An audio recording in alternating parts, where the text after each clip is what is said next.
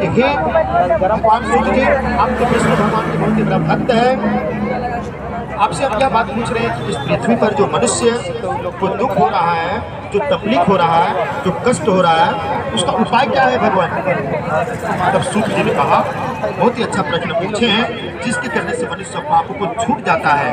मैं ऐसा उपाय बताता हूँ, उसे ध्यान देकर मेरे बात को सुनो। जो कि नारद जी ने भगवान विष्णु नारायण जी से पूछी थी, वही कथा बताने के लिए जा रहे हैं। इति प्रथम अध्याय समाप्त। प्रेम से लाल की जय। जगा दीजिए, स्नान करवाइए, अर्पण सिद्धि हलाल अबीर जन्म समर्पयामि, अर्पणं समर्पयामि, सिद्धं समर्पयामि, दानं धूपं पश्यामि।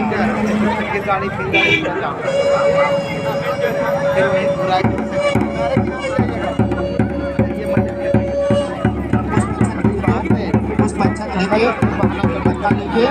फिर कथा सुनिए। पुष्पांजलि ले लीजिएगा हाथ में।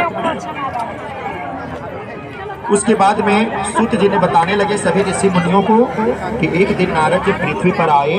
नारद जी ने इस पृथ्वी पर पाप करते हुए सभी मनुष्य को देखा, और कुछ ही देरी के बाद में उन्होंने क्या देखा कि सभी मनुष्यों को कष्ट, सभी मनुष्यों को तकलीफ, सभी मनुष्यों को दुख देखा।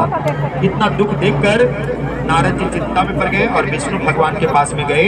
विष्णु भगवान को हाथ जोड़कर प्रणाम कर बोले कि हे भगवान, इस पृथ्वी पर मनुष्य बहुत दुख और तकलीफ हो रहा है, तो मनुष्य को उद्धार तो आप ही करते हैं। तो भगवान जी कहते हैं कि मनुष्य अपना कर्म की वजह से उसे फल मिल रहा है।